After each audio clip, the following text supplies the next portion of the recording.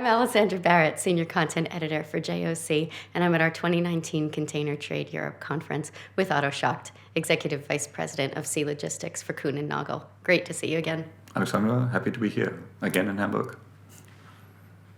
With the January 1st deadline approaching for the low sulfur regulations, IMO 2020, how can shippers, what can they do to prepare with this short window that they may not have done yet?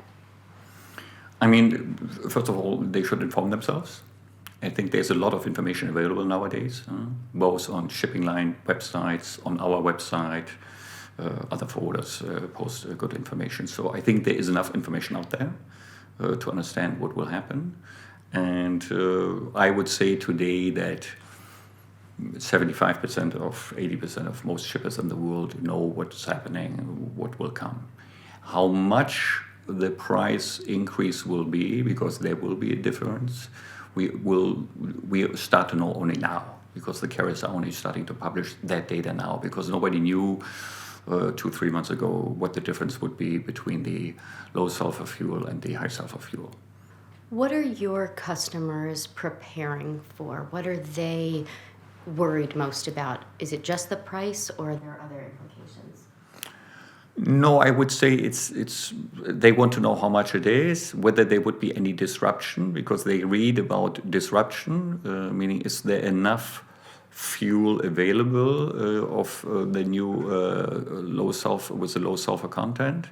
So that's one question we get quite often, because I read in the press there might not be enough of that fuel available in the beginning. We are relatively confident talking to shipping lines. There should be enough available.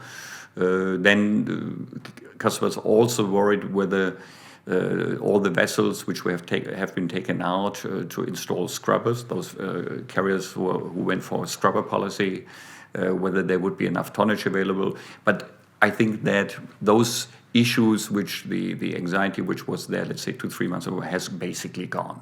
So we are coming now to a normal status. Now it's the question, how much will the difference be? And we're starting to get to know this now. In the last couple of days and in the coming weeks, we know more what the price difference will be per TEU in the various trades. What about concerns of just the market fluctuating? How do you hedge your bets there?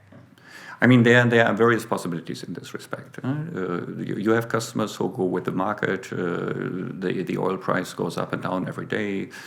Freight rates move up and go up and down every day. So they buy very short and they want to be in the market every day. And then you have customers who go more long, who sign yearly contracts with a floating bunker. Or you can also hedge your bunker. And very few people do this right now. We have offered a product in this respect that we call it Secure Energy Plan, where you know against a certain fee and you know what your bunker cost will be for 1 year. And that's something new. Big companies are doing this when they hedge currencies, when they hedge commodities. And I think this is something new which this industry will also look into, whether you should hedge a floating part of your transportation cost and not knowing where the oil price is going. Now with the attacks which we have seen today or over the weekend in Saudi Arabia, oil price going up, oil price going down. So you can hedge that. And we now, for instance, offer a possibility in this respect. Do you see the current volatility in the market changing contracting fundamentally? No, I don't think so. I think the contracting in general, with fewer carriers out there, rates are starting to stabilize a little more, so I believe personally that the larger shippers will continue to do long-term contracts. Smaller shippers will continue to go more short, but the volatility will ease. We will not see the volatility like what we have seen 5-10 years ago. Now, e-commerce is something that we all very clearly can see the connection between the end consumer's interest changing and how that impacted how our supply chains work.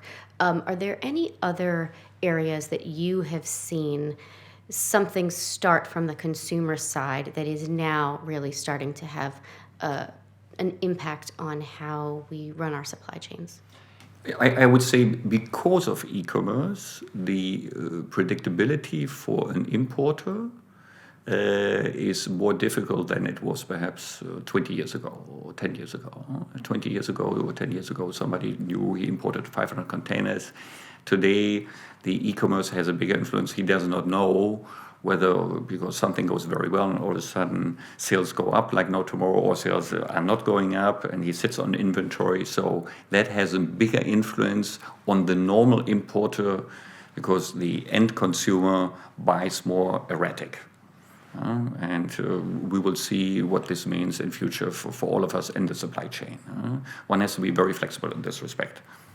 Great. Well, thanks for sitting down and speaking with me again today. Alexander, thank you very much. I've been speaking with Otto Schacht, Executive Vice President of Sea Logistics for Kuehne + Nagel.